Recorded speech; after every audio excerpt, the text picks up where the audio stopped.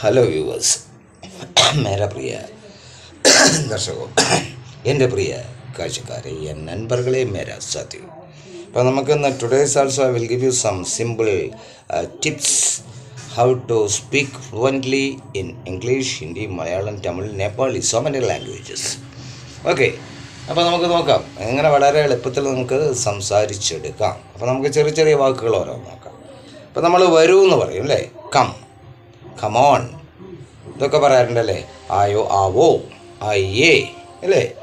അതുപോലെ വരുമോ ചോദിക്കാറുണ്ട് അല്ലേ, അയ്യേക്ക അല്ലേ. അതുപോലെ എന്താണ്, ആർ യു കമ്മിങ് അല്ലേ, അങ്ങനെയൊക്കെ ചോദിക്കാറുണ്ട്.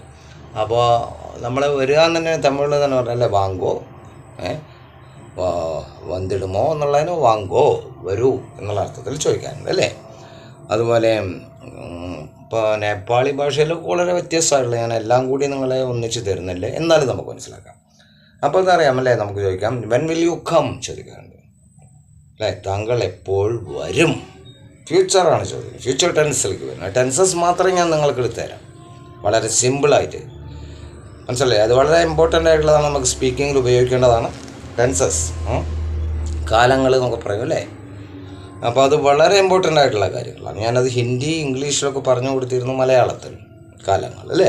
അപ്പോൾ അതിൽ ഭവ്യകാൽ, ഭവിഷ്യകാൽ അല്ലേ, കുറേ ഉണ്ട് അല്ലേ. വർത്തമാൻകാൽ, ഭൂതകാൽ എന്നൊക്കെ പറഞ്ഞാൽ തന്നെ മലയാളം പോലെ തന്നെയാണ് വരുന്നത് അല്ലെ. ഫ്യൂച്ചർ, പ്രസൻറ്റ് അല്ലെ, പാസ്.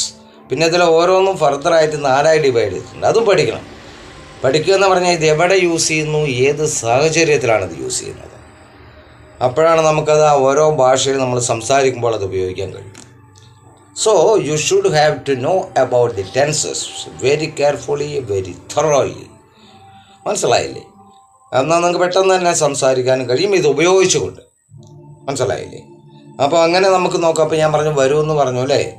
അപ്പോൾ അതുപോലെ പോകൂ എന്ന് പറയും, പോകൂ എന്നൊക്കെ പല തരത്തിൽ പറയും അല്ലേ. ഗോ അല്ലേ, പോവുക. പോയി എന്നുള്ളതിന് വെൻറ്റ് എന്നാണ് ഉപയോഗിക്കുക, പാസ്റ്റ് ടെൻസ് അല്ലേ. ഗോ അല്ലേ. Joao, Hindi may Joao, പോങ്കോ Tamil may. അപ്പോൾ ഇങ്ങനെ ചെറിയ ചെറിയ വാക്കുകൾ പഠിച്ചുകൊണ്ട് നമുക്കിത് സംസാരത്തിൽ മിക്സ് ചെയ്തുകൊണ്ട് പെട്ടെന്ന് തന്നെ ഞാൻ നിങ്ങളെ സംസാരിക്കാൻ പ്രാപ്തരാക്കിയിരിക്കും കേട്ടോ. അപ്പോൾ അതുകൊണ്ട് ഞാൻ കൂടുതൽ നീട്ടുന്നില്ല. അപ്പോൾ I am wearing mala, I am a swami. So you can see the mala of the ideal of Sastha Ayyappa.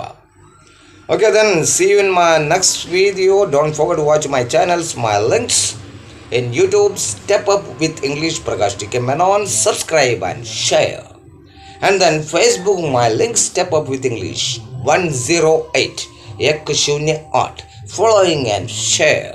Then Instagram, my link, Prakash TK 7 Prakash TK 7.